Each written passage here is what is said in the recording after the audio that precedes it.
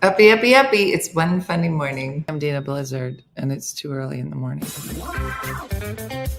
the dumbest show in the whole world. From Monday to Friday. Sometimes on Saturdays. Why would you say that in front of all these people? Dean stinks. You never know what's gonna happen. That's your Dateline voice? I don't know. It wasn't good. It wasn't. It's not a chicken leg. This is a chicken leg. Look at that manhole cover on my face. Not a bad rendition of me. Hold on. We know your brother. We'll give you a ride to school or whatever. That's called our small murder town. in New Jersey. He was a lot Like what is? with his everything. Oh, What's outside your Puerto de Clima? that's Stellan! Yeah!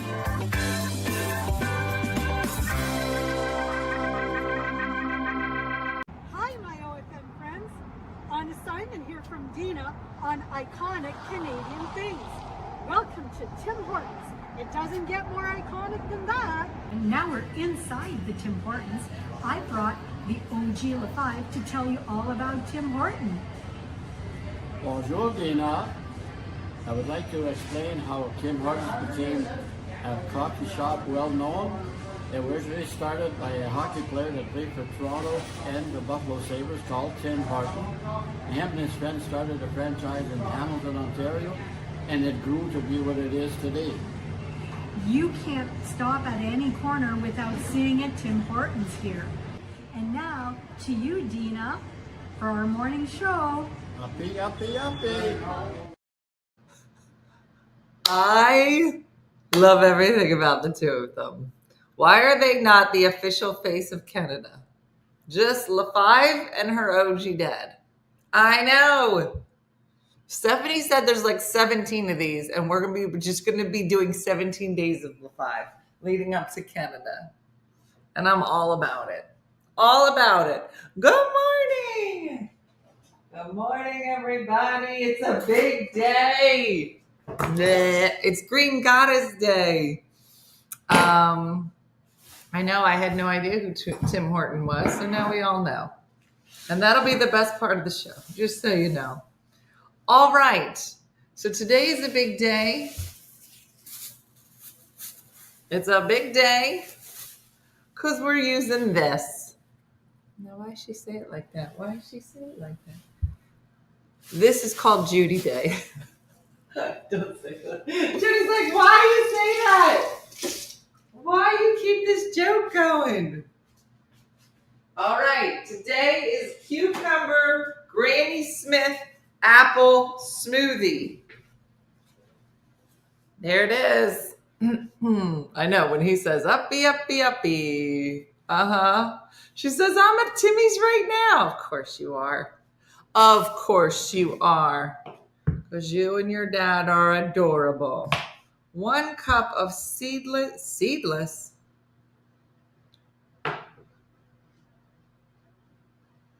This isn't the right cucumber. This does smell good though. All right, now what do we do with this? It's already opened. Who opened the cucumber? The wrong cucumber. I do have a seedless one, but I was ill prepared. You know, you gotta read.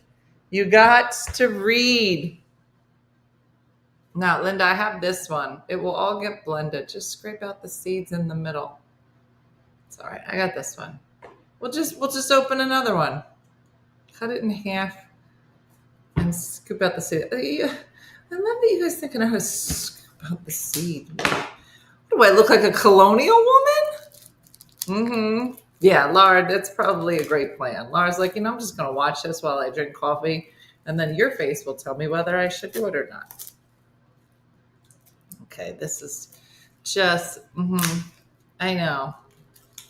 Okay, all right. This was just literally, Okay, I know. All right, let's start again. Okay, everybody, welcome.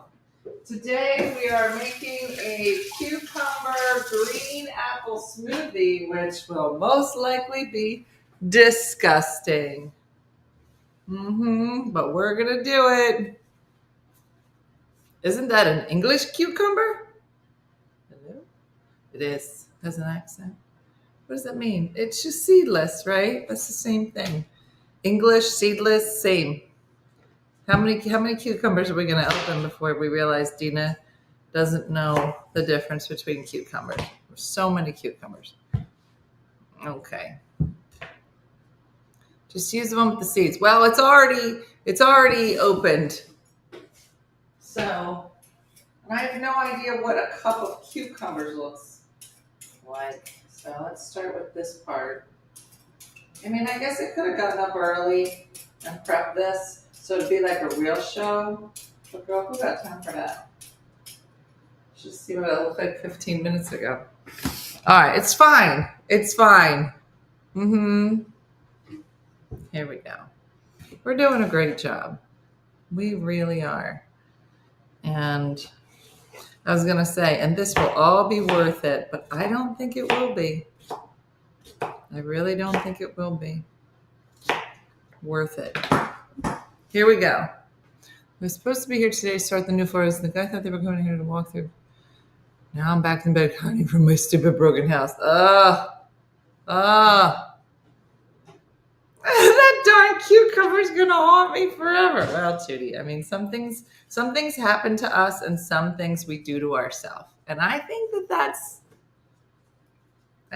the moral of the story here, if there ever was a moral of the story. All right, look at us.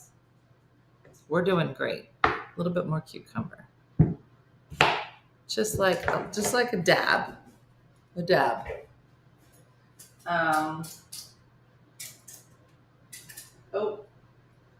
Don't try to peel tiny cucumbers. Just so you know, I'm positive I'm going to rip off part of my fingers. Okay. This is probably why. Okay. All right. We're doing great. We are doing a great job. And we have a surprise guest today. Who knew at 9 o'clock? Okay, this is ready. This says avocado too. Girl, you think I don't know how to cut a cucumber? Okay, apple.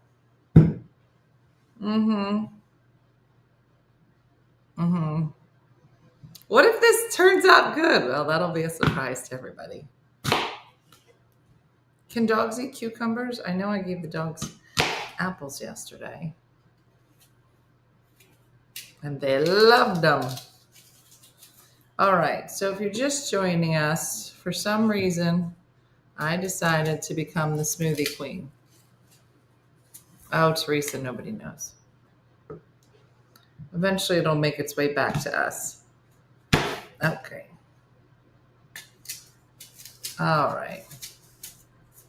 So it's supposed to be a nicer day today, which will be exciting. All right, so this says apple cord peeled dice. Oh, this is so dramatic.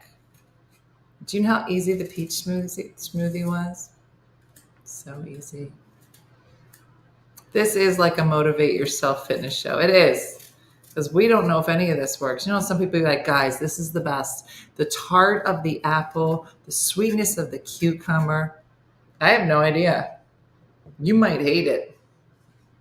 You might be like, this is disgusting. And I might say it too.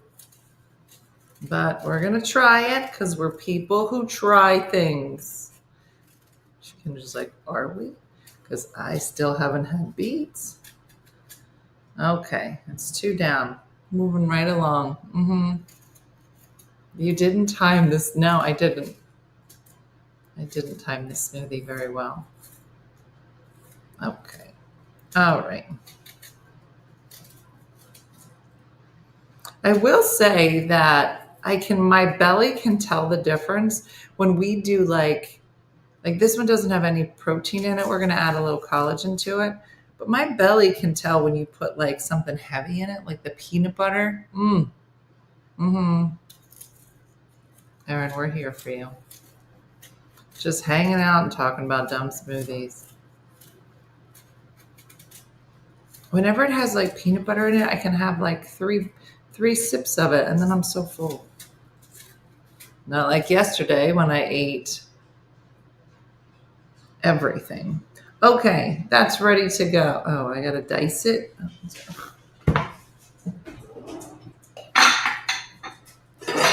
So extra. What happens if you don't dice it? There. It's got a little finger in it too. Okay. All right. Boom. All right. Look at us. Uh-huh. This passive or should I use pickles? No. In the smoothie? No. No. Kendra, beets are great. You're a beetist, is what you are. You didn't give it a chance. You haven't had it pickled with a little bit of sugar. Maybe that's what it is. Maybe I just like sugar. All right, here we go. All right, we got cucumber. We have 1 Granny Smith apple, cored, peeled, and diced. Half an avocado. Okay, here's an avocado. I've seen Diana cut these, but she got the tool. All right, let's just, is it this way? I think it's this way. It's not this way, it's this way. Okay. It's mushy.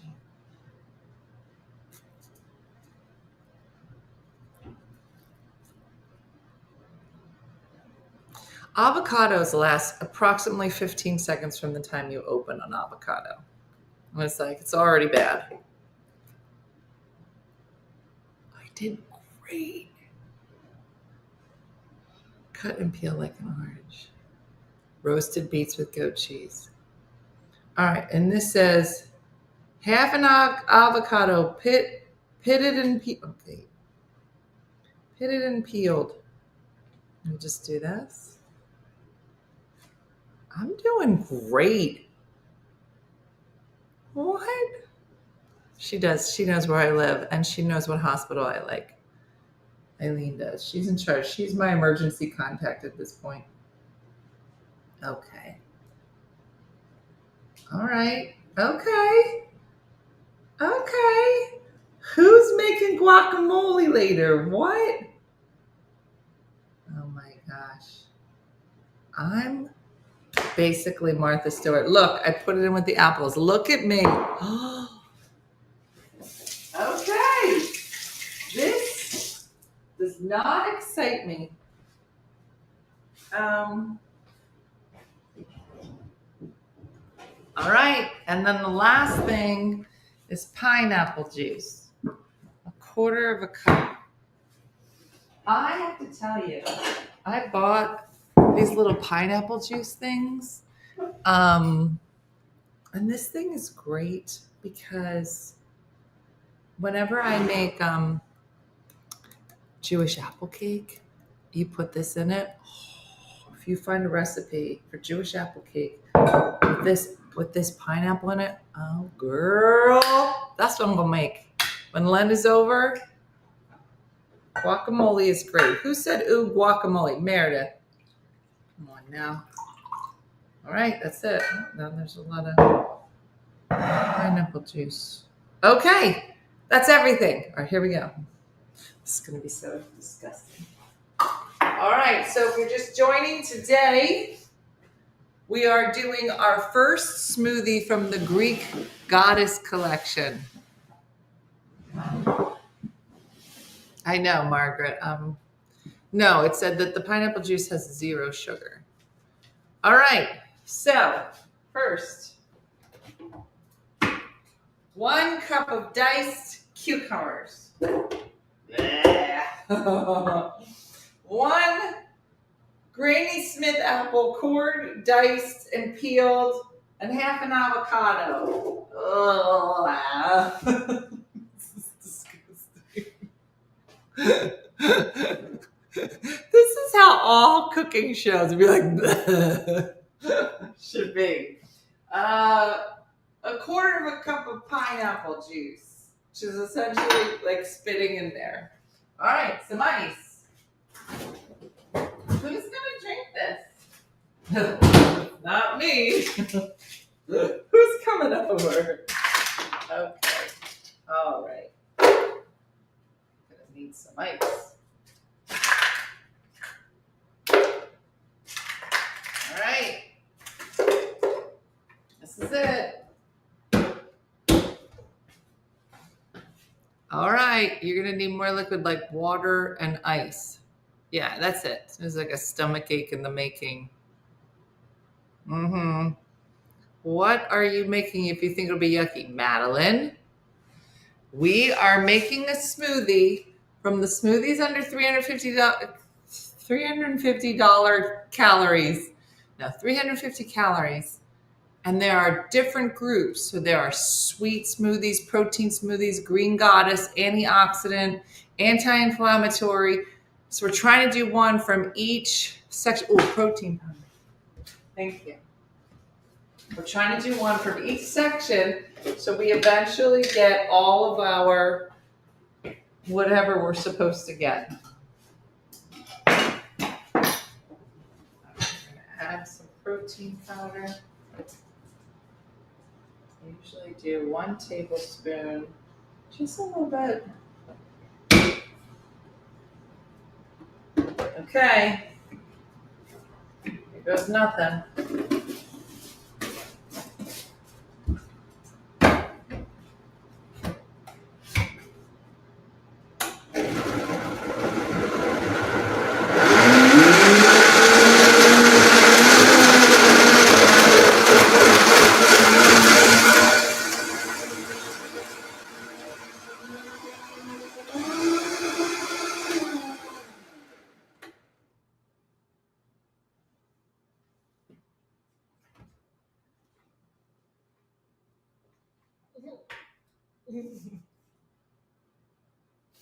I was hoping it would smell good.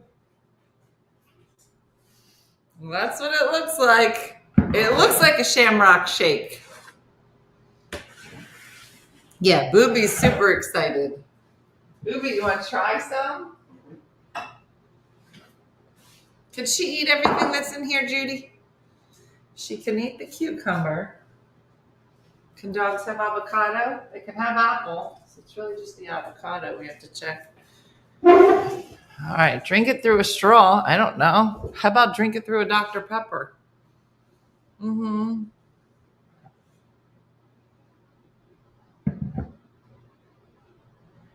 Looks can be deceiving, said Lorene. Oh, it smells like shoes.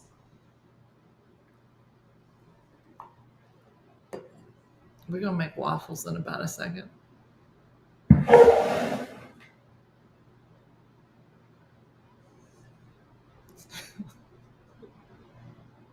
All this work. Eileen, you coming up? Eileen, this is great. Come on over. I have so much left over.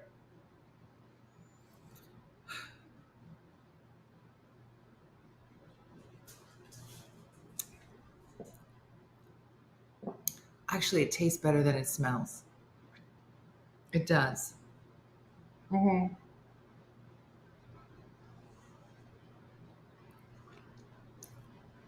I think my body is fighting it. It's not horrible.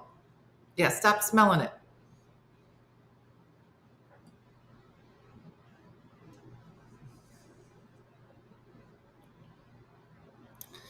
No, it's not horrible. It's the smell. On a 1 to 10, 10 being a peach smoothie. Okay. It doesn't really taste like anything.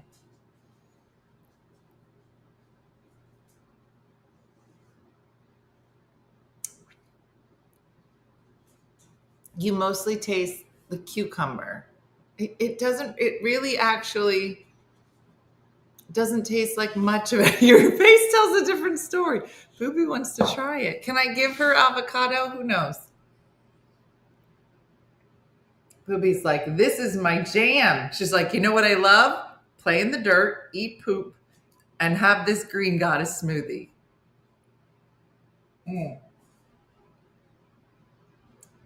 Sorry, they said you can't have pineapple. I mean, you can't have avocado. Sorry.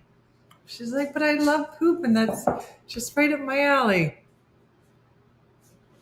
I know avocado. I'm glad we checked. Here's the thing. It's not horrible. It just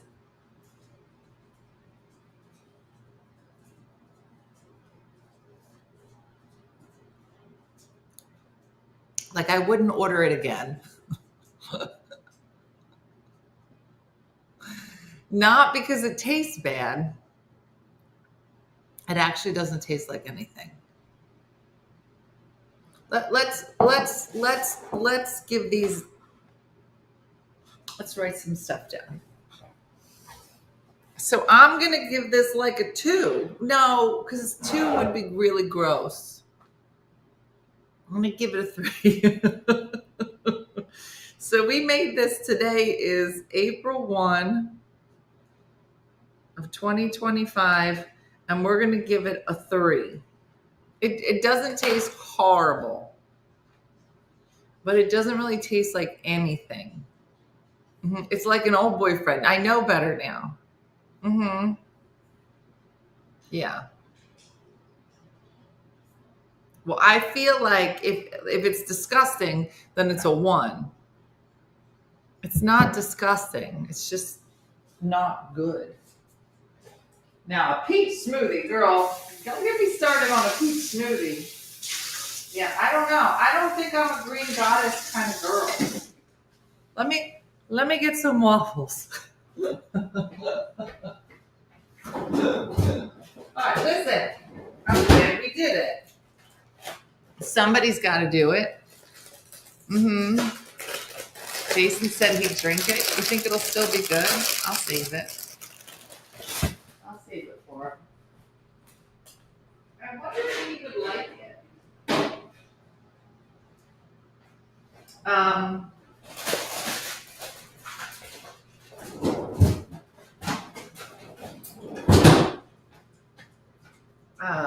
Because maybe it's just my taste buds.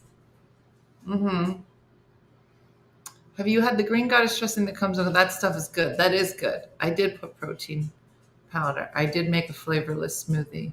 Do you have snow? I mean, in general, or like right now? We can have snow. The Dole Whip was so good, and I made that sugar-free. You know, I don't buy anything sugar-free, but I bought sugar-free vanilla for my Dole Whip because my throat was hurting. Girl, so good.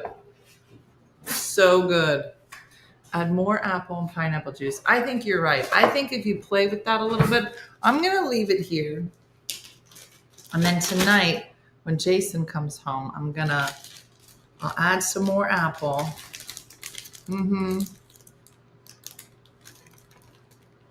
Yeah.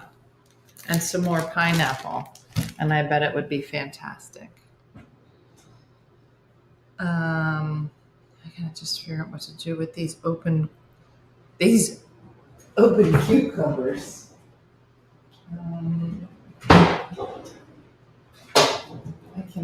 I can make a salad later.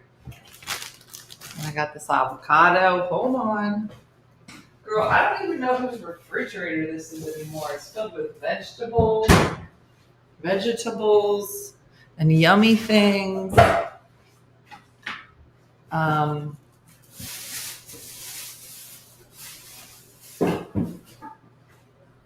All right. We did great. Let me put this smoothie somewhere.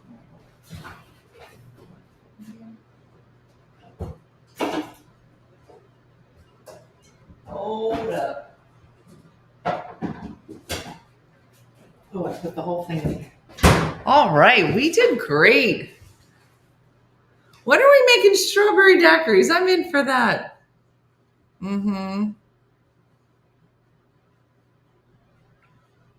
Green goddess sauce baked by Melissa. Spinach, cashews, neutral yeast, lemon juice, olive oil, garlic. I'm addicted. You know what? We have to make sometime, which I love. it is this recipe that is the Applebee. It's called the Applebee's salad dressing. It's their Asian salad dressing. It's so good, but it takes like 17 ingredients, but you can make it over and over again, and it's super yummy. I'm finding that I'm eating a lot of food that has apple cider vinegar in it. Does that mean I'm old? It means I'm either super healthy or super old. You know what I'm talking about? You know how when they meet people who are like a million years old and they're like, all right, so what is it? What is the secret?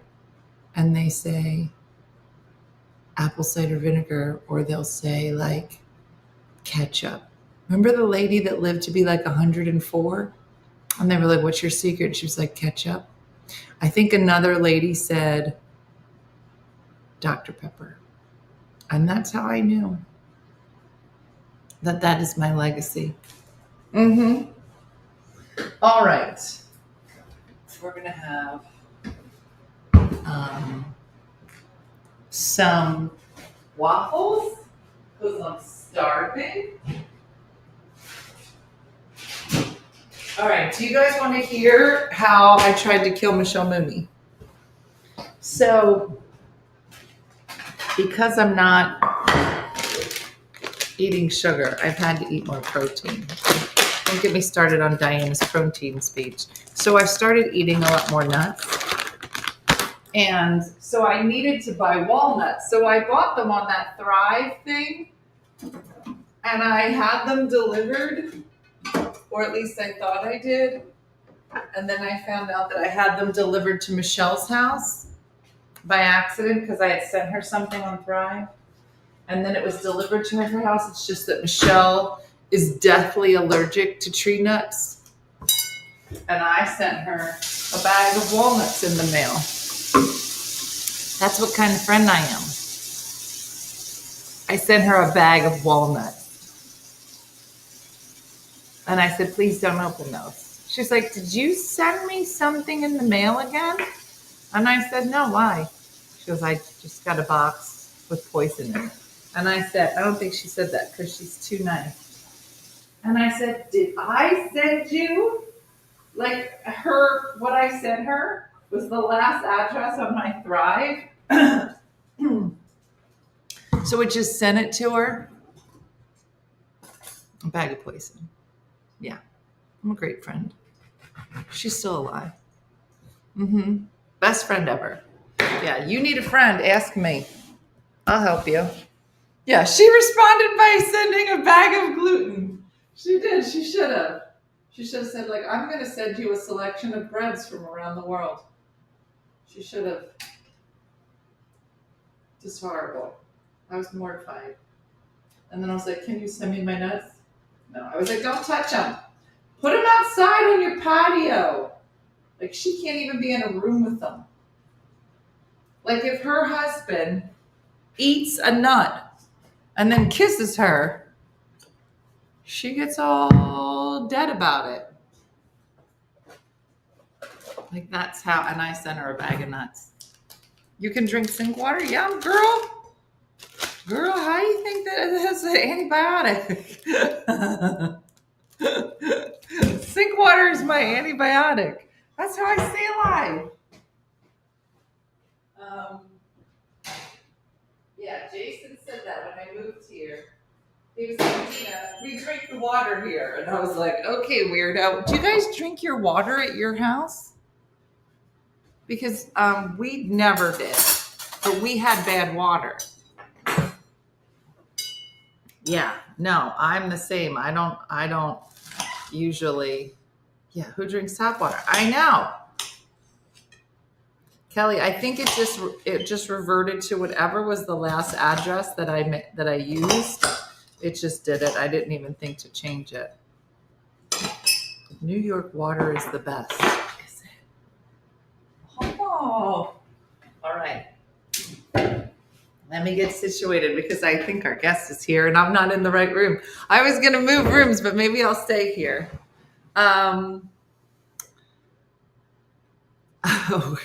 I drink tap water. I've got Chicago water. No, I have a filter. I do not like tap water. Well, nobody likes tap water. That's just the way that God wants it delivered. That's how you have to drink it. Mm-hmm. I don't. I buy water. I think we could. There's a whole some of the dirty, lovely water. Yeah, most bottled water is sink water. Remember when everybody thought that they were buying water from a spring and they found it was from like a back alley in Chicago? That was fun. All right, I feel like I'm making my own like pancake house breakfast. Okay, just so you know, this looks a lot better than the green goddess smoothie we just made. All right, so listen, everybody, I don't have a written intro for this fellow, so I'm gonna wing it. Now listen, he's a surprise guest to all of us, not just you. I found out about it last night at midnight. And I think he figured it out at 11:30. So it's literally a surprise guest for all of us. So you may remember this guy because he has been with us before. He's adorable. He's hilarious. He loves to ask people in the audience, oh, what does he say? What's your, I don't know the word, but he's hilarious. He also went through a bit of a hard time, and we have all been thinking about him and sending prayers. We love him to death, and you love him, and hopefully you'll get to see him very soon. And he got up super early for this, so let's hear it from one of our favorites, Pete Lee. Hey, Pete Lee. Hey, how are you? Oh my goodness. So wait, am I supposed to be in vertical or in horizontal for this? Either one, it'll tighten up your shot. But you Oh, look good. good. So All right, I'm gonna tighten up my shot a little bit here. Yeah, I'm gonna get tightened up. Hey, hey, it was so funny. I woke up and I was like, man, because like 9 a.m. for a comedian is early, and I woke up at 8:50, and I was like, I was like, oh my God, I wonder if me coming on this podcast this early is an April Fool's joke. And that was my first thought. I was like, Dina's gonna be like, April Fools, you woke up. We're like, I'm in my kitchen. So it's technically you were supposed to be on Tipsy Tuesday, which is 9 o'clock at night. Oh, really? Yeah, you're welcome to come back tonight. We'll see what Oh, you're like early in the morning and late at night. oh my God. I would love to, but I'm at the cellar tonight at that around that time. That's so funny. So she said 9, and then she didn't really. I don't think Michelle specified a time. Like it was like 9, and I What? was like, well, the last time we did this was in the morning, Yeah. and that's oh my God, that's really funny. Mhm. I'm gonna sit back, have a coffee with you, and I had to get up early anyway, like today, so I was like, oh, this is great. And but yeah, I so every morning I get up and I like get on like I'll pee and then I get on the scale, like it's like optimal scale time. And today I was like, oh my God, my scales do April Fools too. I hear you on that. So how long are you on the East Coast for? I live here now, so I don't know if we want to shock your listeners or your viewers, but I my house burned down in the Pacific Palisades in California, and so I was in New York City doing Jimmy Fallon when that happened, and Mhm. then I just decided to stay here because the East Coast, like I lived here for a long time, and I got to be an LA guy for 6 years, but this feels healing, just to like do a bunch of stand-up comedy and then get outside of the sadness of LA. Also, it's pretty toxic there. I hate to be like, I don't know, like how people are like like microplastics are toxic.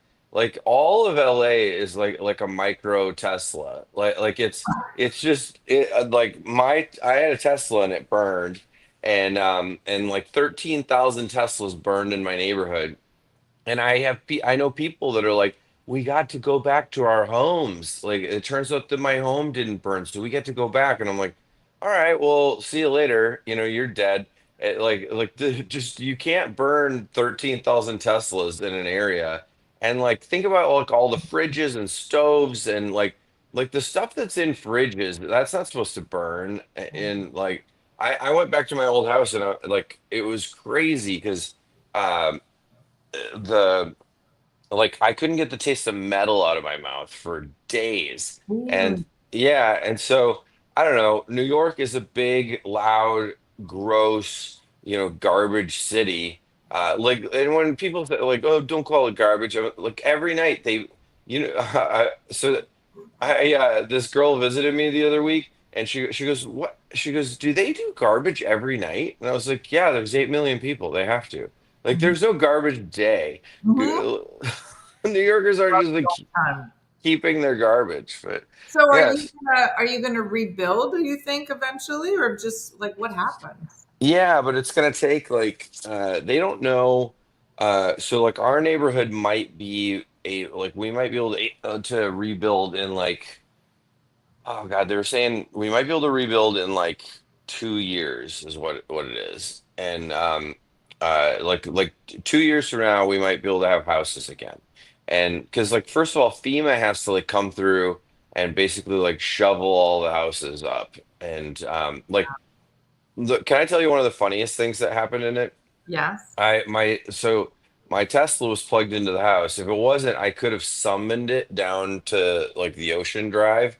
I could have like summoned my car away from the fire, if it wouldn't have been plugged in. That would have been cool. Like to have my car night rider itself all Yeah, the just way. a whole bunch of Teslas driving, saving themselves. 13,000 Teslas driving out. Yeah, just driving out, that would have been great instead of burning. But so my Tesla it burned and I got a notification from the car that it was on fire, which is so funny. Like isn't that funny that like that's how I learned that my house was burning was that my Tesla was like over 500 degrees. Like it was like this wasn't a fire, it was an inferno. And so the Tesla burned. Well, the tow truck company kept calling me and they're like, "Hey, we need the title and we need the keys to your car." And I'm like, "Okay, well," so I sent them the title to the car and like it's I'm just gonna say it, it's Safeco Insurance. What am I gonna make them mad? I don't have a car anymore. Like they're like I don't care if you get pissed off. But so Insurance owns a tow truck company called Copart. So Copart would call me every single day and go, "Hey, we need the keys to your car to tow it." And I'd be like, "No, you don't." Like it's a pile of molten metal. The fireman called my car the menorah because it burned for 8 days and 8 nights. Like Tesla batteries, they're like by the way, firemen are really funny, and that's actually what they called my car. That like they called it the menorah. So anyway, so they're like, "No, we need your car." Wait, can I text you a picture right now? Or I don't know, I don't know how I screen share or anything like that. And can I? I No. don't think you can here. On Zoom you could, but not on here. Send it to me and I'll show everybody. Okay, I'm gonna text you a picture of my car. It's like it's hilariously unable to be towed is what I wanna illustrate here. Mm-mm. Uh well first I'm gonna send you a picture of me standing in my house and then hey, it's April Fool's. What if what if my house didn't burn and what if my house didn't burn? It's like April Fools, you have a house. Uh, sorry, that was funny. But let me let me know when you get through it. Isn't Oh that my crazy? gosh. So my car is like a molten pile. Oh yeah, that's my house. That's me. I have people come up to me after shows. They're like, "Did your house really burn, or are you just a comedian that's like doing your act about like your house burning?" And I'm like, "Yeah, yeah. It was like a real gag." Wow. Pete. Oh my gosh. Yeah. Hey, well, by the way, thanks for tuning in to One Funny Morning. Uh, This is the Tesla? that's the Tesla. So I sent in a picture with when I sent in my car title and my odometer reading. And by the way, that's hazmat tape. It's literally like, hey, this was a burnt Tesla. Don't go near it. Like this is like really bad. You don't want to go near it. And so the Copart kept calling me, going, "We need the keys because otherwise we can't tow it away." And so the Tesla key was inside the house, and Tesla keys are like $200. So I was like, I'm not gonna buy another Tesla key just to send it to you to say that it's the key. So I went to the hardware store and had them make. I got those generic General Motors keys, like the old ones that are like, and I had them make two generic car keys, and so I mailed them to Copart just so they would stop calling me every day to be like, "We need the keys." And they're like, "Sir, this is not a joke. Like this is not funny. You can't you can't just mail us regular car keys and tell us that these are Tesla keys." Because I literally put like a piece of tape on them, and then I put Tesla. I put painter's tape and I wrote Tesla on it. That's the key. 'Cause I was like, these people are so stupid. Maybe they'll know, or maybe they won't even know.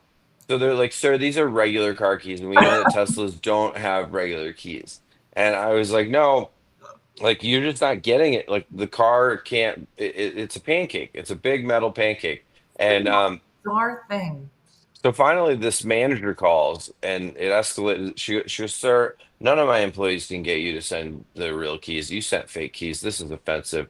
And I go, "Can I?" I go, "Do you have a cell phone? Can I just text you a picture of the keys?" She goes, "I'm not allowed to give out my personal cell phone." I go, "Well, you're gonna wanna, because like I can I have an email? Can I send anything?" And finally, she gives me her cell phone number and she goes, "Oh, oh, oh." I go, "Yeah, you're gonna need a Tesla pancake spatula." Like you need a Tesla spatula, and then like you're gonna need to flip it into the bed of the car because like there's nothing you can attach to this car that's gonna be able to tow it onto a thing. Like it doesn't have wheels, it doesn't have axles. Like it's a big pile of molten metal that burned for 8 days, and it's so freaking funny. They finally went, okay, we don't know how to do this, and I was like, well, you're gonna have to do it for like thousands of cars in the area, and I wonder if like a lot of people in the Palisades have actually been having the same experience where like these dumb people call and you go, you go, yeah, I like there's no keys. They must have been like everybody's house burned down is stupid. That they must be thinking like these dumb people. By the way, it was so funny because like anybody like let's say like remember when New Orleans flooded and Katrina, it was horrible. Yeah. And then there were like all these Katrina refugees, and you'd see them on the news and they were living with people, in Houston and all these different places. Well, the people where I'm from, it's a pretty wealthy area. So we had to go get these passes to get from FEMA and the LA police to get back into our neighborhoods. And the National Guard is now like guarding my neighborhood. Hmm. And so like you have to have this like specific pass. And so there was a line of cars to get these passes. And so there was all these Palisades refugees, and it was literally like Bentley, Tesla, like Rolls Royce, these refugees were they were handing out sandwiches to us like they were doing like charity. And I just feel like every single person that got the sandwich was like, like, oh, this mustard is not Dijon, you know? It's not. It's not. Great It was, Poupon, like the commercial. yeah, Wait, yeah. so you are saying so many things right now. So I'm many saying so things. many things. But you are saying it with a calm about you that just is surprising everybody. Why do you? Because you were even, I mean, you were literally on the Tonight Show talking about it, right? Yeah, yeah. By the way, I'm gonna try to adjust my camera thing was or my ring cam was way too high. I'm gonna try to make it a little bit lower. Um, yeah, I had to go on the Tonight Show the day after, which was crazy because so I had left for a trip. Like I had left for basically Christmas. I left for Christmas in like in Wisconsin, and then I went from Christmas in Wisconsin to doing New Year's shows. I went to a Packer game at Lambeau Field, and then like I had merch with me, so I could like go on the road, all that kind of stuff. And then I had to go to New York City right after that, uh, to start preparing for the Tonight Show, like to do reps, like get the reps in for my Tonight Show set. And And so like I was in New York City like rehearsing my Tonight Show set at the Comedy Cellar like for like 4 days. And then I went to go do this podcast called Being Ian with Jordan. And like right when I went on, my ring cam, I got an alert from it that was like your ring cam is offline. So I checked the final frame of the ring cam and it was just flames. And I was like, ah, all right, that's not good. And I knew that there was a fire headed towards the house, but I just didn't, like all my everything that I was thinking about was like, I just got to get this Tonight Show set like where it needs to be. And so, when you're doing that process, like you're like doing the set and then you're tightening the screws during the daytime, and it takes a lot of like tightening and tweaking. And so I'm just focusing on this, on this set, and then my house starts burning, and then like throughout the night, I like my house is burning. I'm at the Comedy Cellar. They have on CBS News, and this guy comes on, and he's in front of my house. He's in front of like my neighborhood because my neighborhood's right on the ocean, but there's this like concrete landing right in front of it where the news crews could safely film, all the horror from from concrete that won't burn. Right. And so it was crazy because one of my friends was like, I said this joke on the Tonight Show. He goes, which one's your house? I was like, the Blaze orange one. They're all orange. Like it used to be white, but now it's orange. And so I had that joke, and then also I was doing dry January, and I but literally like once I got that alert from my ring cam, I was like, dry January's over. I'm drinking. Like there's no, I'm not gonna be like, "Ugh, my body," Yeah. and Yeah. so like I wrote that and I did that joke, and um but yeah, basically I went home, and then yeah, it was pretty wild because my house burned for 2 days. That's the other thing. Like the fire swept through there because it was 100-mile-an-hour winds, and it swept through uh, 3 times. So like imagine like the house like kind of burned, and then it burned more, and then it was just like finally the last inferno just took it all. And one of the tanks from the gas station near my house like blew up like a Michael Bay movie, and it just rained gas over my neighborhood. And because we were like, oh, we're safe, and then it was like, well, no. And but I mean that's what happens in an inferno, is that gas stations blow up. It's all but so anyway, yeah, then so the house just kept burning, and then it finally like the shock wore off, and I finally was like I cried about it. And I was like, and then I remember thinking like, oh my God, like I woke up that day and I was like, I have to go do the Tonight Show.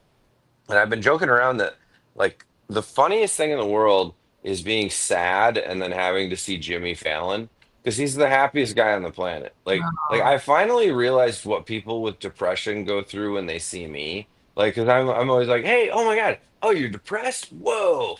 And like, but Jimmy Fallon was like, hey guys, dude, oh my God, Pete, you're here. Wow, you're so brave.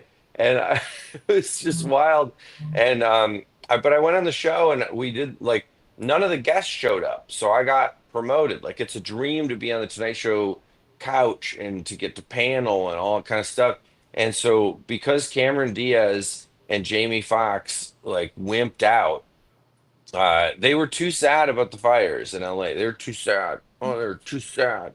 Oh my God, they're so sad. Neither of their houses burned. Mine did, and I showed The up. And guy whose house burned to the ground is the one that showed up. Wow. yeah, yeah. And so I showed up, and it was like the segment wound up being really funny, but then it got 50 million views online, which was nuts. Like 50 million views. Like people come up to me, like how old people come up and they grab your like mid to upper arms. It's the old people funeral grab that like they come up and they go, no one listens to me, so I'm gonna get you. I'm gonna get you right here, and you're locked in.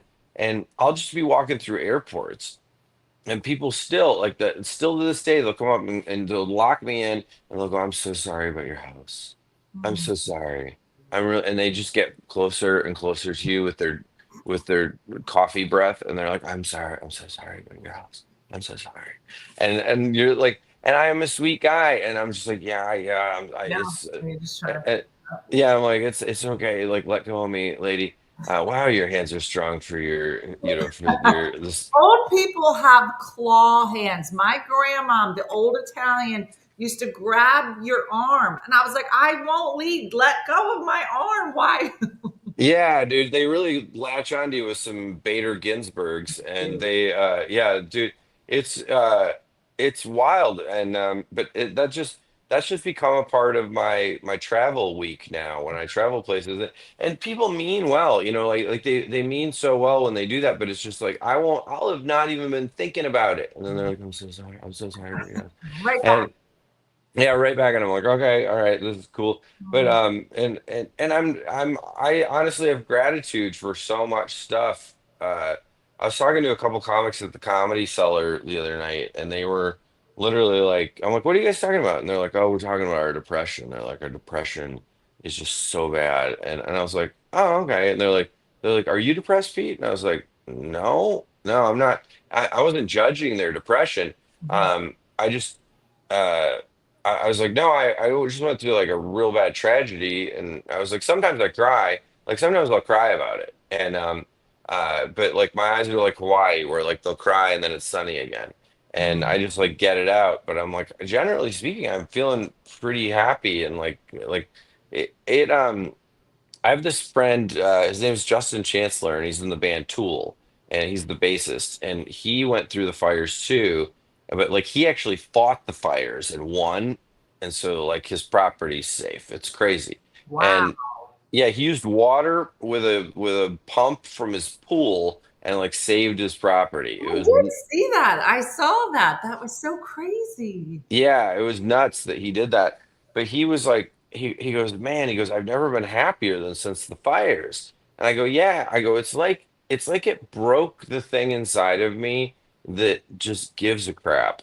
Like, and it's not that I don't care about things anymore. It's that it's so hard for me to care about things that don't matter anymore. And I like I don't know, like somebody at the Comedy Cellar. There's this comedian that was like mad at me the other day about like drama that she cooked up, and she like yelled at me, and it was like something where I should have gotten an apology, and she was having a bad day, right? And then I saw her last week, and this comic was like, she's like, "Aren't you mad at me for yelling at you?" And I was like, "I do not care." I was like, it does not matter. You had a day." And she's like, "I thought we were gonna have a feud for forever." And I was like, "No, first of all, we're 40, like we're in our 40s." I'm like, feud, what? Oh, And I'm like, no, nothing matters. Like I do it I lost everything that I had, like physically. Do you understand that I went from living in a 3 bedroom, 1 office home right on the ocean where I'd walk out and surf. Like I would literally see dolphins every morning. That's great, right? And I got to do that. Like I got to do that, and then the house burned down. Like my price for getting to feel wealthy for that amount of time was it burned down. Okay, like I'm not entitled to that. And now, like I'm literally sitting in a studio apartment in Manhattan. And so I went from the ocean to a studio, but like guess what? I'm alive. And like honestly, the studio's pretty rad. I've been decorating it. I've been like it's like a really fancy hotel room that I live in. Like awesome. yeah, yeah, Now, like you were really close with your neighbors, right? yeah, yeah, and that's what hurt the most was that like because like first of all the house that I was in like my car burned and I owned it, but my house I was renting it from a neighbor. I won't talk about like the details of it. I can talk about my, but I went through a divorce, and then so I had lived in this neighborhood for like 5 years. Then I went through a divorce, and then I moved back to this neighborhood just to basically like regain my strength. So I was renting this house for neighbors, and then I had all my stuff there. Or I would say most of all my stuff. I have a few things in a storage unit in Arizona. But so these neighbors are that I was renting from are like some of my best friends. And then in the neighborhood, like these people were my best friends. This neighborhood's also like it was like a little piece of Hawaii in LA. Everybody's always like, "Oh my God, LA sucks so bad." Not where I lived, dude. There were palm trees. The ocean was right there. We surfed. Like when the ocean swelled, people would come from around the world to surf the spot. This is how rad that spot was. And so I was like healing from this traumatic thing, and again, I'm not talking about like legally, I'm not talking about my ex, I'm just only talking about my experience. But I was like healing, I was getting better, and then all of a sudden fire. So I went through a divorce, and then all of a sudden, like I lost everything. But I keep saying to people, you can lose everything, just don't lose yourself. Like I didn't lose myself. It's amazing. Like I'm living in a studio apartment. I had to go do something the other day where I needed a sweater, and I remember going, well, I'll just get my sweater, and like I don't have one. So I had to go to the store and buy a sweater because I just didn't have a sweater. And there's so many things where I'm like, oh yeah, I'll just get my yeah, it burns. And then it's a weird thing, and it is hard sometimes, but it's also like the way that we're comedians and we process things, and like it's also kind of funny. It almost like you get to feel what it's like to have dementia without actually having it, because you're like, I'll just get my sweater. Huh, I don't have a sweater. That sweater was gone years ago. Yeah, it's wild. But and by the way, I'm not for anybody that by the way, I don't think your audience is like that. But for anybody that takes things too seriously, I'm not joking about dementia or what. Like that's no joke to me. But I'm just saying that I can relate in a way. I had a close family friend have it. But isn't that weird how you have to say that now? Like Yeah, you're fine. You don't need to apologize for anything. I yeah, think yeah. you are definitely inspire people with how you're dealing with it, and you're a comedian, so you make jokes, so it's fine. You don't have to. Yeah, yeah, I make jokes, and yeah, my house burned down. It was so funny, like because I've noticed that there's a subsection of people. It's young women, like younger women, and then well, yeah, you right there. Right, right, right. But it's young women. They now feel like they're the TSA security for everything fun. They're just like, oh, people are having fun. We need to tell them why that's bad. And it's young women, and then young men that are acting like women. They're like, that's not fun. That you're not fun. Like it. Like it's so funny. But these young people. God, it's so crazy. Like, and I like everybody always goes like, "Oh, you're showing your age by being anti woke or whatever." First of all, I don't even like that term, like woke or not woke. I don't know. I like now that term's become ugly because it was corrupted. It was supposed to be like we're waking up to injustice, right? Mhm. And like I think people should wake up to injustice. There's injustice. They're like, yeah, I'm anti-injustice. But but what it really means to me is like there are people that are capable of having fun and understanding like that things are funny, and then there are people that just have no sense of humor. Yeah. And we started as a society like catering to people that have no sense of humor, that just are not fun. Look at that new Snow White movie, right? Think about it, right? Like they were like, why is she Snow White?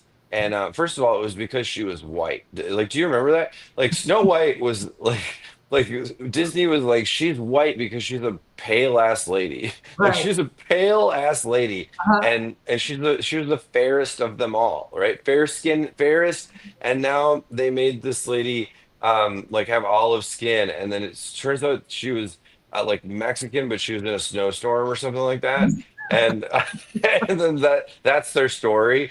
And like she was so diverse that she went through a snowstorm at some point, and like um it was like, and now people are they're revolting against that movie because they're just like, who are these movies being made for that like do all this woke stuff? There's a meme. Wait, I'm gonna send it to you. Uh, it has this like multicolored haired uh like Gen Z person. I won't even say gal, it's a person.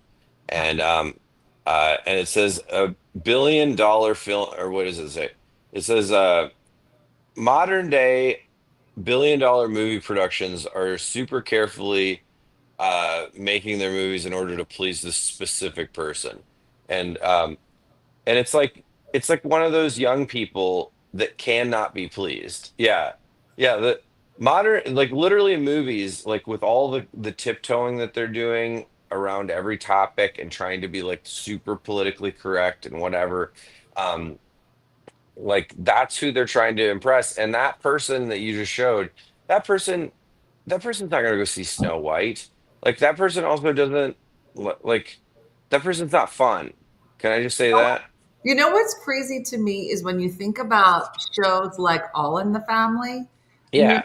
if that show was out now, it would explode heads. And that show was written in such a way that he would say these crazy things, but he was so lovable, and it wasn't true, the things that he would say. You know, like you just Yeah. people are, you know, multidimensional. And there was a clip this morning of him and Rob Reiner where he had like vamped on some line, and Rob Reiner's trying so hard not to laugh because he was such a great actor.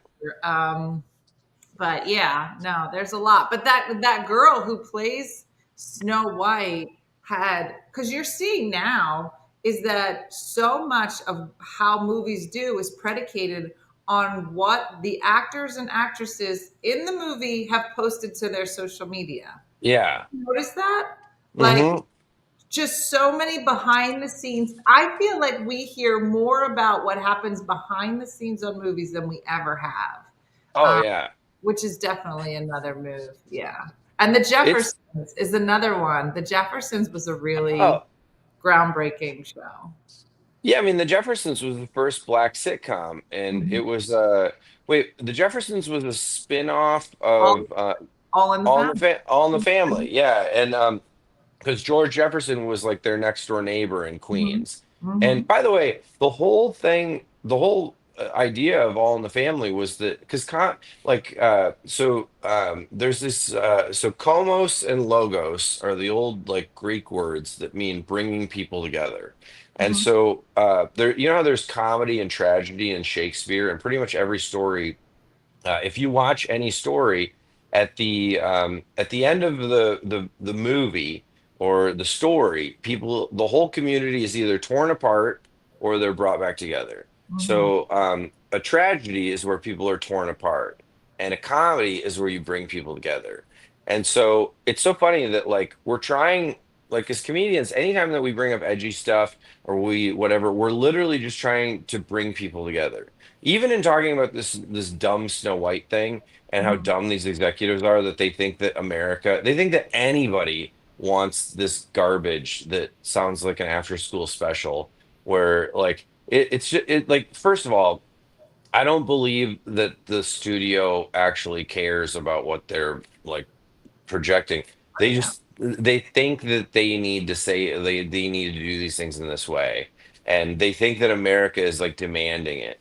And first of all, America is just like, no, can we just have entertainment that's entertaining and entertainment that's fun, and can everything not have a message?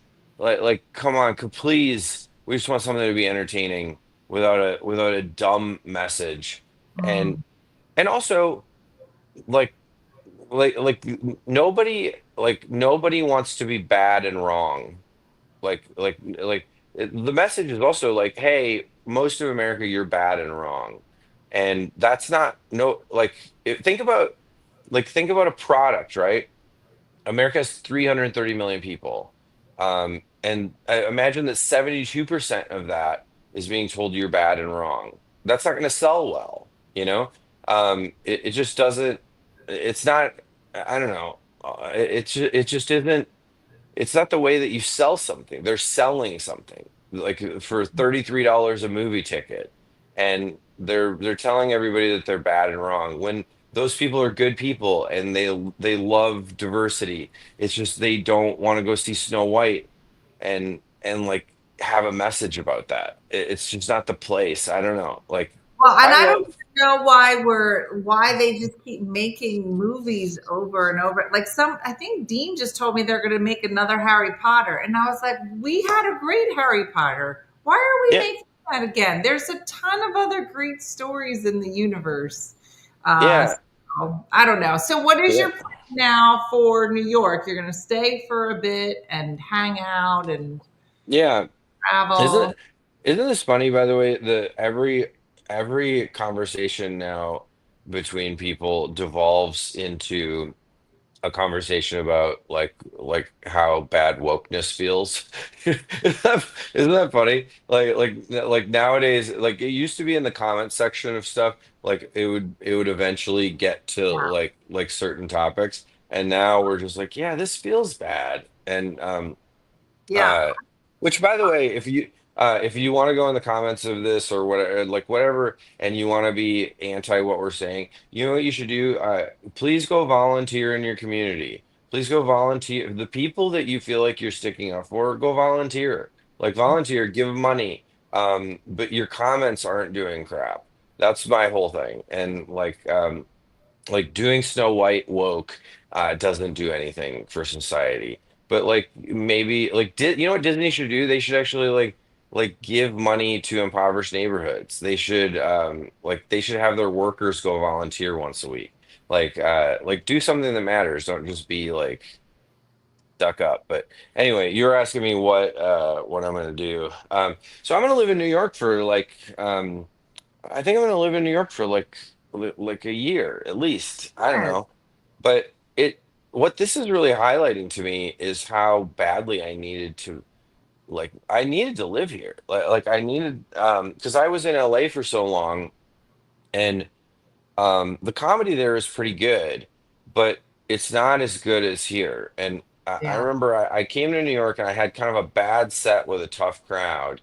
And then I was like, man, that crowd sucked. And Mark Norman, uh, he just like taps me on the chest and he goes, that's because you're slow. You lived in LA for too long. You need to move back to the East Coast, fatty.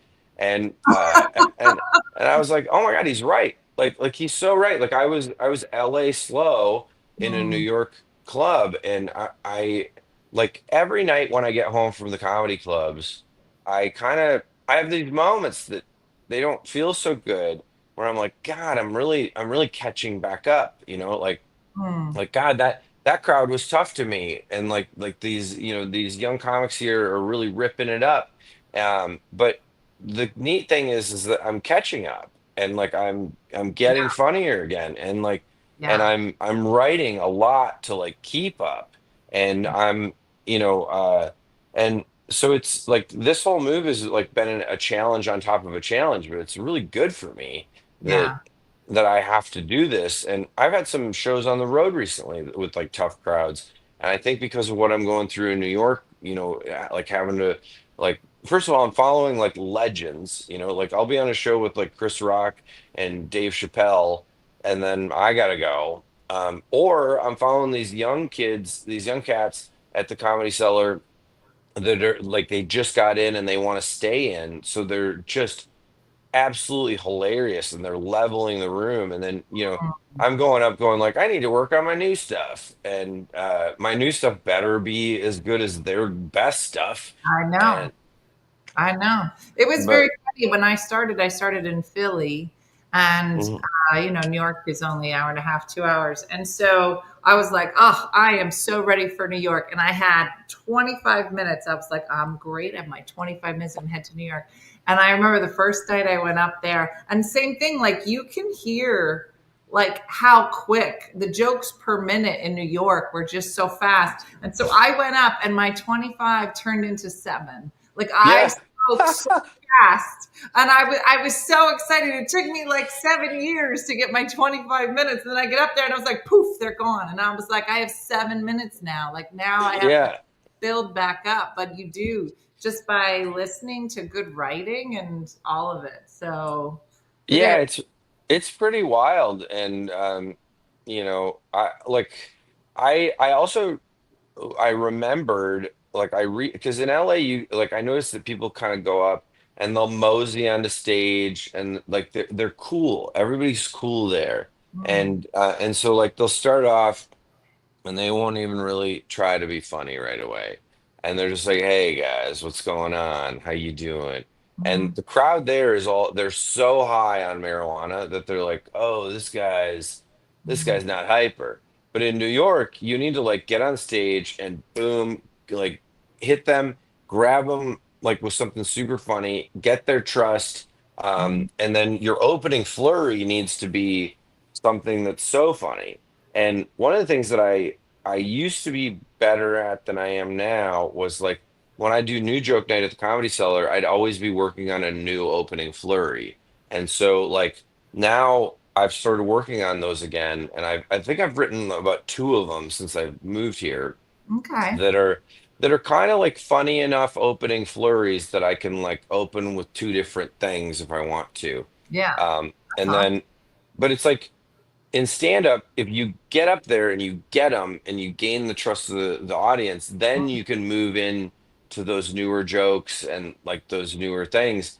But if you get up there and you don't get them, you can't move into your new ideas or you can't like, there's also some like, there's bits that are opening bits, and then there are bits that are just like, these need to come after them already liking me. Yeah. And they're a little longer. They're not funny unless the audience knows you.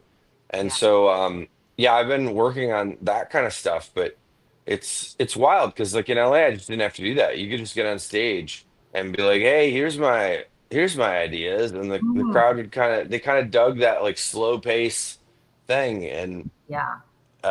but yeah, here it's like, nope, nope. No, Uh, that's exciting. No. Mm. yeah, and I needed some of that. Like I totally needed that.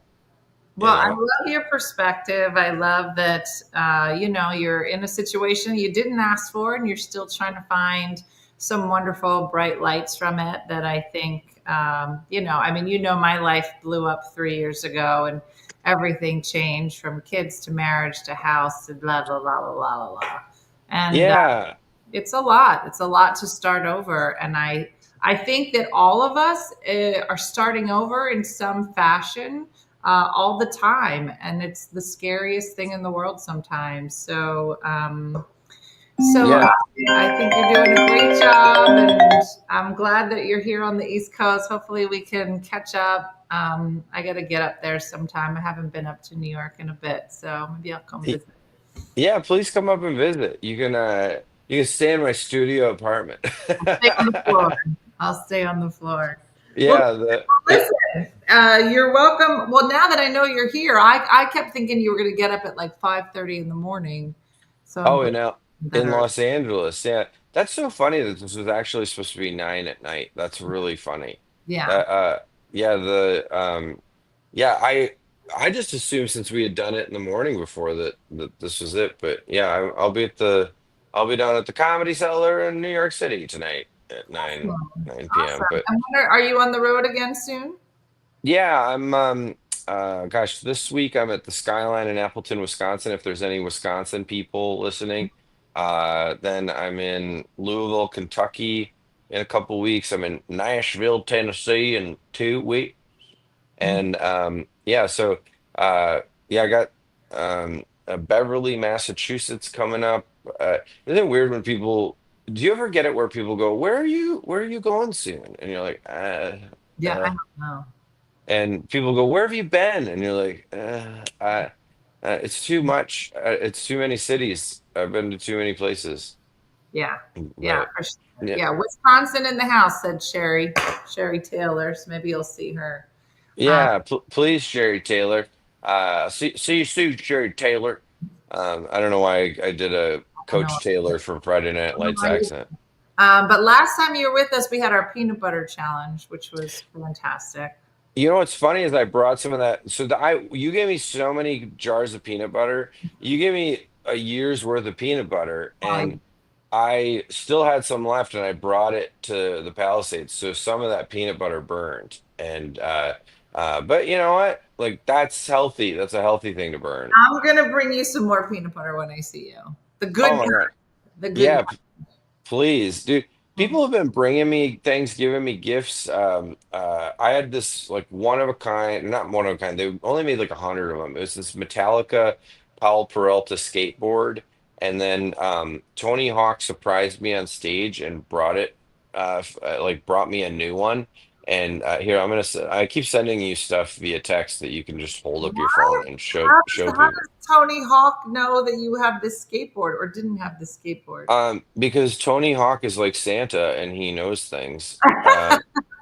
So yeah, so Tony Hawk, yeah, so I just sent you a picture of Tony Hawk, and so he brought me the skateboard that I lost on stage, and let me try to send you. And so like people have been so generous.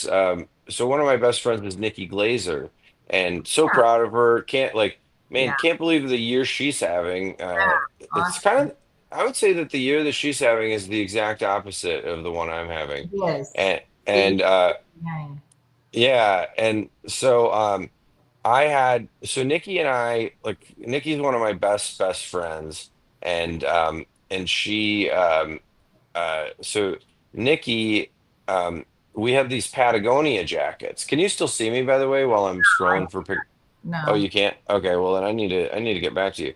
So anyway, so Nikki, wait, hold on, let me see. All right, so Nikki, you can hear me though, right? Yeah. Yeah. I'm like, okay. So Nikki and I, we bought these Patagonia micro puffers, and these micro puffers literally like they have like NASA guts in them. They're these tiny thin little things, but they're the warmest freaking jacket, and they're Mhm. so crushable in your luggage. And so when I bought one, I was like, Nikki, you gotta get one of these. These are great.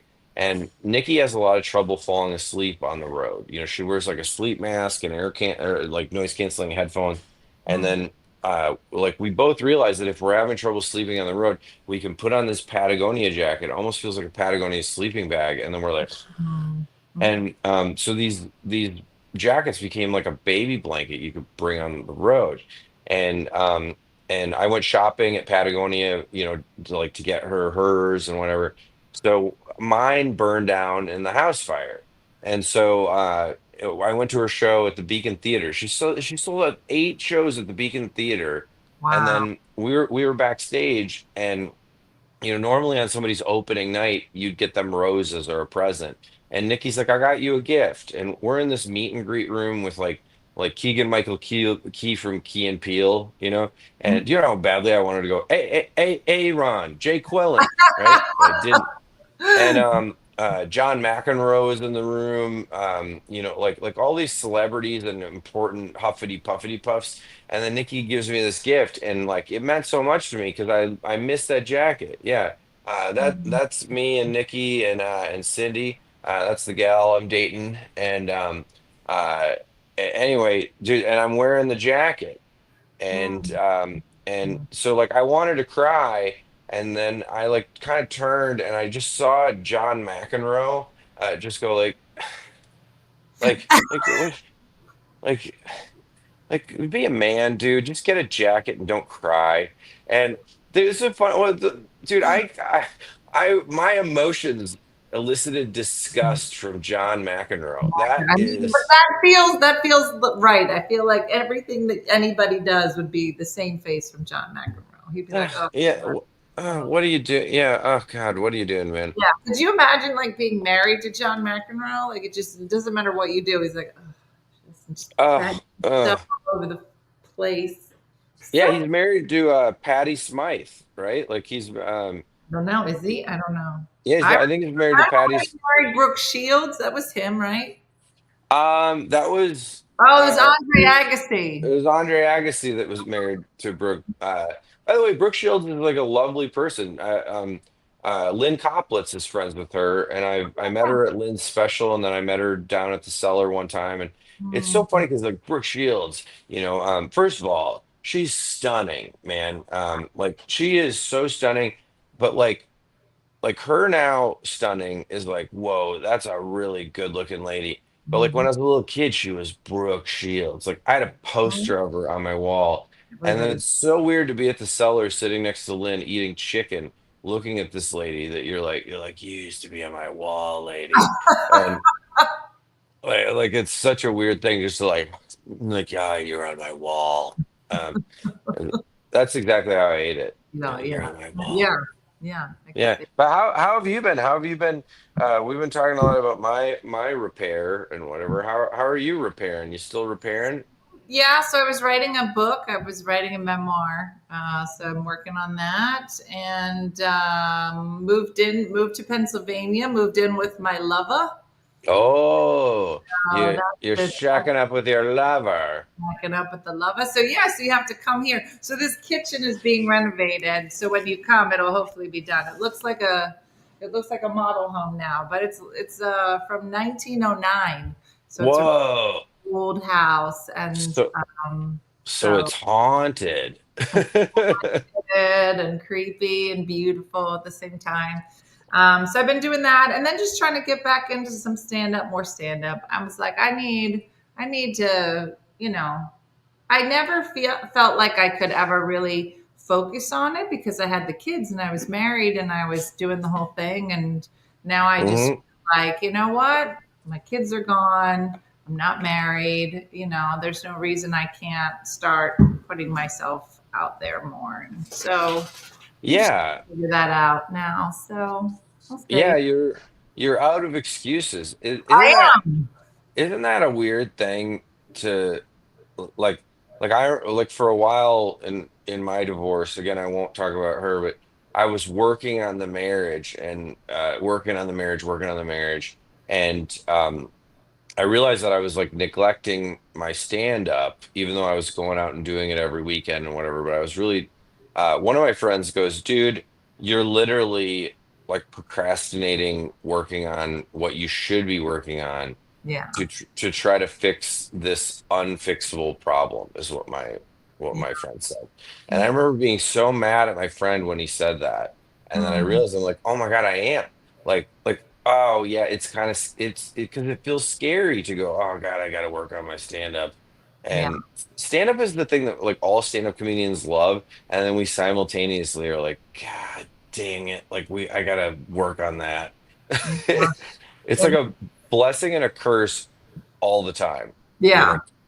to be Yeah, a stand-up and I think comedian. like you, like how much do I want to say about things, and I make certain Yeah. things funny and not funny, and so much of my stand-up was always about being married and having kids, and so I had written a whole new hour about what it was like with divorce and dating apps and hormones and pellets in my butt, and yeah.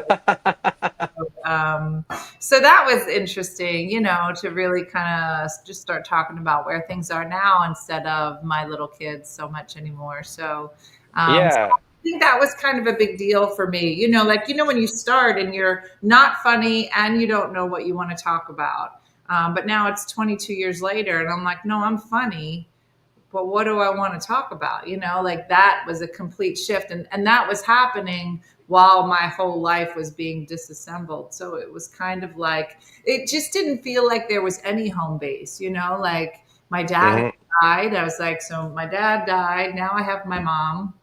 Now I'm divorced. Now all my kids moved out. Now I hit menopause. I have no more hormones in my body. What does that look like?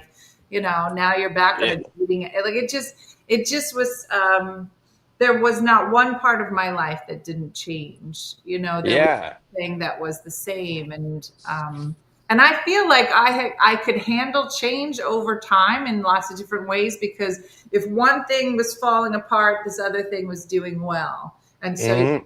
okay, I'll just lean into this part or lean into that. But there was no leaning. There was no, I was like, I don't even know where to start. Like it just, but, Yeah. you know, It's but those are that's where like the best stand up comes from that. You know, well, it's funny because I like yeah, I noticed it towards the tail end of my marriage. Like I was like, oh, I'm not writing a whole lot, and it's Mhm. because everything that was my life, I like I don't know even when I was married I had a rule where I wouldn't disparage my my wife Mhm. and um but the circumstances, if I would have gone on stage and talked about them, seemed would have seemed like I was disparaging, so like I couldn't do stand up about talking about marriage without breaking my own rule, you Mm. know and and like it just felt, so I was like, oh my God, I have nothing to write about because I can't write about my life. And Mm. then as soon as that ended, I was like, oh, well, I'm still not going to disparage. I'm still not going to write about her. Um, but I can write about what I'm going through. Yeah. I can write about what, like what this new chapter is. I can write about like feeling pain and going through like the loss of whatever that is. Yeah. And but it's crazy how something that feels very not good, divorce feels very not good, Yeah. um can actually be a catalyst for creativity, because when things when things change, also when when it becomes just you, and you're not like, oh well, I can't talk about my kids because I don't want to hurt their feelings. When it's just you talking about you, you're like, oh, I can hurt my own feelings. Yeah. I can Even wide open. I can disparage myself. Yeah. Um it yeah it really opens you up, and it's like steam in a steamer, like the eucalyptus, like it opens you up emotionally. But Mhm. yeah, I don't know, it all this stuff that's happened has like sucked so bad, and then it's also been the greatest gift at the same time. Can I tell you a story that relates to that? So I don't know if you saw on my social media, if people follow me at Peatly, they can scroll down just a couple videos, and you're gonna see a video of me in my old neighborhood. It's scorched earth, it's sad, and I wind up crying in this video. And when I went back to the old neighborhood, I didn't know what was going to make me cry. And at first, me and my old neighbor Daryl, we were like going around the neighborhood, kind of laughing about like and maybe we were in shock, but like Mm. this beautiful neighborhood looked like Chernobyl. It was just leveled, scorched earth. Everything that was green was charred. And it was so sad that it was funny. It was like, oh my God, this is crazy. And then like we had a couple neighbors that we didn't like, so like I like walked up onto their like stoop and I pissed into their house, and that was funny. And I don't know, like if a house is burned down and you piss on it, that's pretty funny of like a mean person. But I and then we were like laughing about it, and I didn't know what would end up making me cry. Well, I walked to this ocean point, and there were these chairs, these blue chairs that we would all sit in and have coffee. And by the way, our dumb HOA, like they fought over the chairs and whether or not we could have them, and what's the color of the chair, and you know how dumb HOAs are. Like it's just full of people that haven't had sex in 15 years, that like that just like need to get boned, and then they're uptight about chairs. And anyway, so finally we went to Costco, and me and my neighbor Daryl and his wife, we just bought these chairs, and then like a few people chipped in, but one out of the four chairs I bought the dumb chair, because some people were arguing about, well, can we split? It was like splitting the check with cheap people. And so we just bought these chairs, and we set them out there, and we just replaced the old ones. And people, oh, the HOA was up in arms about these chairs. And but then the entire HOA, they would use these chairs, and we'd like watch the sunset on the ocean. People would get up and have their morning coffee by the chairs, and the chairs just meant so much. And I remember walking around the corner going, all right, I'm going to the garden, I'm going to the community garden, and I'm gonna see a pile of melted chairs because if my Tesla melted, these chairs are gone. You know, Mhm. they're plastic basically. And I round the corner, and the chairs were still there, untouched. Mhm. And it's because they were surrounded by succulents on all sides. And succulents are a Wow. plant that's just made out of water. It's just they're just like, and by the way, all plants are made out of water, but these have like almost like bulbs, you know? And Right. so the chairs were still there, saved by the succulents. Well, so I'm making this video to I'm literally making this video to send to the gal that I'm dating, Cindy, to be like, oh my God, look at all this destruction, and then like look at this beauty, and then I just start crying about the chairs, and I'm like, and I'm making the video to her because I can be very vulnerable with her because she's like a very sweet person, and I just start crying, and I'm like, we had coffee here, we had like, I'm just trying to show her like what because I wish that she could see this neighborhood, you know, and Mhm. then I just made it and sent it about these blue chairs, um and then I called her, and she goes, Pete, you got to post that on Instagram because like that's so touching about like a month because the message that I said in the video was like, you know, you can lose everything, but you can't lose yourself, you know. And then I also said, you know, it's crazy that these blue chairs, like in this inferno, in this like chaos, in all this trauma, like these blue chairs are a metaphor that like just like the skateboard from Tony Hawk, the jacket from Nikki Glazer, like amongst all this bad stuff, there's all Mhm. these beautiful things that are happening. And like people have been so generous to me, and comedy's been great. And I got to move back to New York. And so the chairs were a metaphor that like within an inferno, there's beauty, you know, and there's There's something beauty. beautiful. And Yeah. the funny part of this is that apparently I Googled it. You can Google Blue Chairs Bible, right? And I'm not familiar with like the exact passages of the Bible or whatever. Like I know Jesus and Christmas and Easter, and Mhm. so like I'm pretty well versed. But Obviously. the apparently like God put like a blue like one blue chair in hell, so amongst the inferno, like people could still sit in it and feel beauty and like love. And Mhm. so I posted this, and everybody in the comments, are the chairs blue? Oh my God, this is the Bible. The blue chair. Oh my God, those are the blue chairs. These are the blue chairs from the Bible. And now, so the National Guard is guarding our neighborhood. Like they're guarding all of the Palisades because you know people could come in and loot the fire Yeah. safes and all that stuff. So Mhm. now the National Guard has been calling people within our HOA, being like, "What's with all these Jesus people?" And we're like, "What?" The Jesus people have now been sneaking into the neighborhood because they want to sit in the blue chairs. They want to sit in God's chairs, and so the National Guard is like, "Oh, these Jesus mosquitoes just keep like we want to. Can I sit in the blue chairs?" Which, by That's the so way, funny.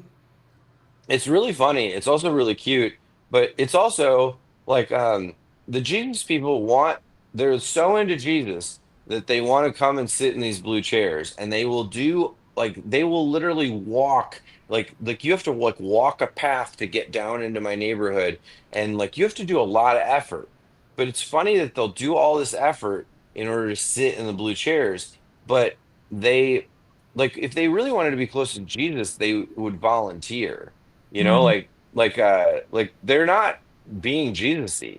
Like if they want to go to heaven, don't sit in the blue chairs. If you want to go to heaven, like volunteer, help clean up from the fires. You know, like breathe in the air, get cancer, die, and you'll go to heaven. And, like if you want to go to heaven, you can get there by breathing in that air. Yeah. But Faster and faster. All right. yeah, Well, Pete, listen, we could talk to you all day. You're filled with yeah. lots of wisdom. Oh, wisdom. Yeah. Mm, there, Mm. there it is. Since the last time I saw you, you can't see it right now, but my silver, I'm matching you now. Oh, I love that. I got I rid of it here, but I have it here. you, It took it you're off this you're morning. like I microdermed Yeah. with my coarse egg. Yeah. Yeah. Uh I love one. I We talked about it the last time. My favorite thing is especially when women let their grays out. I think it's so sexy. It's so cool. I think I said the last time, like every time a woman has a gray hair, she acts like it's like oh my gray. It's like it's a gray hair. It's not a nipple. Like it didn't just slip out. Like you can have a gray hair. It Yeah, yeah. it's Well, there's cool. a lot of them. You can't see them here. It's very funny in the lighting. But when you see me, you'll be like, "Who's that old lady?" Oh, that's Dina. Oh, that's Yeah, Dina. that's Oh, Dina. Looking old. that's Looking no, old. I don't think it looks old. I think it looks cool. Women go and pay hundreds of dollars to get highlights that you could naturally have in your hair that Yeah, look cool. yeah. No, it's so funny. People ask me all the time. They're like, "Are those highlights?" I'm like, "No, that's." But I'm saving so much money, Pete. So much money. It was literally like $200 every time you do it. Then you have to sit there for like literally every 3 weeks. And I was like, I am not this person. I can't afford this. It's too much. Yeah, So yeah. it's And then yesterday, all right, maybe you could answer this before you go. So yeah. yesterday, I was going to Uh-huh. paint, I was supposed to paint my dining room. So I found a pair of white overalls. Now let me paint a picture for you. They're white overalls, and I knew I'd be working in the house and it was going to be hot. So I put on a black tank top. It was like a string tank top with my black overalls, and I had one strap done and the other one undone. Think very like TLC, salt and pepper. If I had a backwards hat, I would have been in a rap group. So I Yeah. did that yesterday for the morning show. We had so many men asking me out or something in the comments with what I look like today. We were like, is it the overalls? Is it the one shoulder overall look? The circa flash dance with maybe his shoulders. Like it was the funniest thing. And then Jason got home last night and we're having dinner. He goes, "You look very fit today." I go, going Ah. on? What? So we were all like, ladies, all you bitches got to get some overalls. Apparently, it makes men crazy. Like, does that make any sense to you? I mean, I would say that it's like first of all, women in overalls look great. I think it's a great look. But also like anytime that you just have anything undone already, like I think men are like, "Oh, that's awesome." Like so you had the one over like I'm pretty sure that like women could just walk around with one shoe off and men would be like, "Oh, she's already getting started." Like, and your friends would be like, that woman doesn't have a house. Like, she doesn't have Yeah, a home. She's homeless, and that's why she only has one shoe. And men would be like, yeah, but like she she won. needs somewhere to go. Yeah, And yeah, I'm into it. But yeah. No, it is. It's very funny. It's very similar. Like, why was it that in the was it the early '90s? I guess Flashdance came out, and you saw a full shoulder, and everyone went nuts. It was well, like, think about those shirts that women have nowadays where just the shoulders cut out, yeah, like the shoulder shirts. Like yeah, even those, I'm like, oh, I'm seeing the shoulder. Like a woman, like I can see your shoulders right now, but yeah. like there's something about that mysterious cutout shoulder that That's right. that's the shoulder that I wasn't supposed to see. Like you pretend that you all of a sudden become a man that's living in Saudi Arabia, where you're Yeah. like, I Well, don't you see just see like shoulders every an day. ankle. You just see like an Yeah. ankle. Nothing. That ankle is so Mhm. mysterious. What's above that ankle? It's not the same with men. Yeah, Like I think, you guys normally have like the farmer tan. I think it's yeah. hilarious, especially in summer. Like when a guy looks totally hot and then he takes his shirt off and he's just got like a white body. Oh, yeah. Dude, so many guys have that. And I used to do triathlons, and like the triathlon community is like it's very much like a cover up and use sunscreen community. And by the way, sunscreen when you're exercising is very bad for you. Like it clogs your pores and it makes you overheat. Like if you're using sunscreen on a moderately hot day, Mhm. fine. But in triathlons, all the people that would be like getting like their chests pumped by paramedics from having a heart attack from overheating, they all had that white swirl of sunscreen. And they're like, it's like, dude, you're not gonna get skin cancer in one run during a triathlon, Yeah, but yeah. you are gonna die of overheating when it's 90 degrees in Central Park. And I saw that over and over again. I'm like, we're caring about the wrong things. And isn't it crazy? Like, it's like my vegan friends, and I'm not disparaging vegans, but it's like my vegan friends that will like, they're like, dude, we need to eat plant-based things, but then they're eating this processed, like the most processed food that's in a plastic container. And I'm like, you so wait, you're eating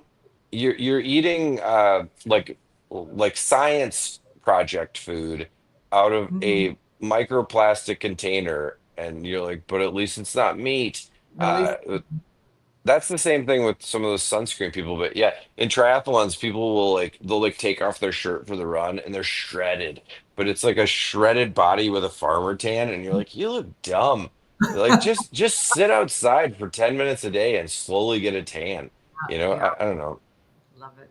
Well, Love Pete, we it. can talk all day, and we'll have to have you on Tipsy Tuesday one time, where we just sit I around and we drink bourbon and chit ah chat about I nonsense. I would love that. By the way, I will do Tipsy Tuesday. I drink about once a week now. So I was up to 250 pounds because I was just drinking and eating and after the fire, and I got Yeah, up to 250 pounds, and now I'm down to 225. But most of it's come from like I only drink like once a week now, whereas I was drinking all week. once. And but the weight has been melting off of me, and Good. I've been accused of Ozempic, but all I'm doing is just not drinking all the time. Yeah, that'll do it. Well, I gave up sugar for Lent, and I'm very angry and very hungry. Oh, So well, now we know why your shoulder looked so good that your partner said it's it's because you gave up sugar. I gave up sugar. Yeah. Yeah. So a lot of anger. Sometimes I want to hit people. But I feel better. Like you said, like now I'm actually eating like food and vegetables. I made a disgusting smoothie this morning. But it's a journey. We'll see. It's a journey. Wait, is when's Easter? Is it this weekend? Or is it No, it's like 2 more weeks, I think. oh God, so you have 2 more weeks of no sugar.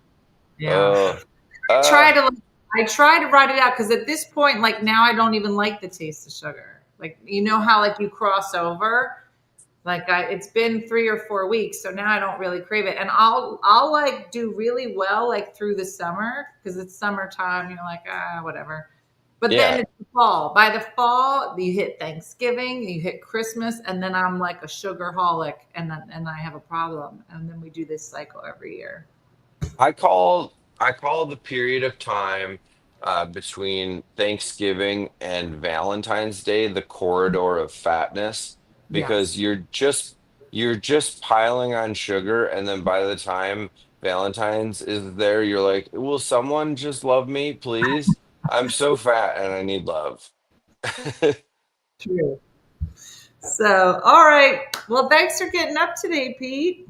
Yeah, yeah. Thank you for having me on, and I'm gonna go. I'm gonna go volunteer now. I'm gonna go to a food shelter, I think.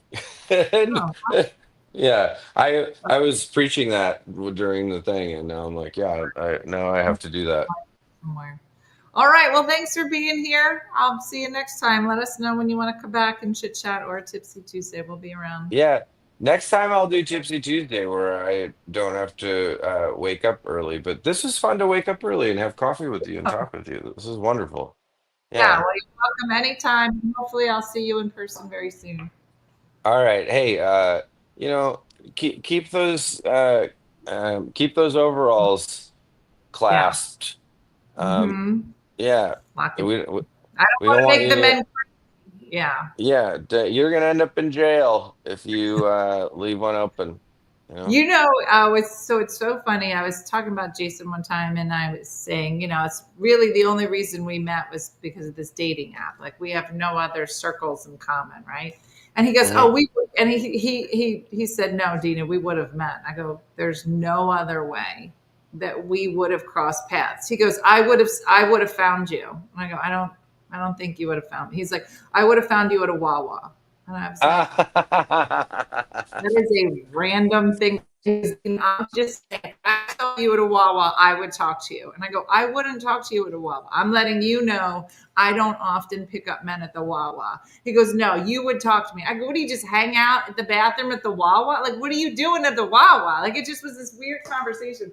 So all the ladies on here were like, "There's no Wawa around. Is this where all the hot guys are? They're at a Wawa." So all the hot guys are at the Wawa. So we were like, "Whatever you do, ladies, do not go to a Wawa in overalls, because you are just asking to be married," is what you're saying. Yeah, you're just asking for the dream guy in your life to waltz in and unbuckle that other shoulder. Wawa next time. You're like, we should go inside. You never know who you're going to meet by the bathrooms. So. If you go to Wawa wearing overalls as a woman, you're going to get a lot of phone numbers to put in that front kangaroo pouch. That's what's going to happen to you. That's right. Yeah.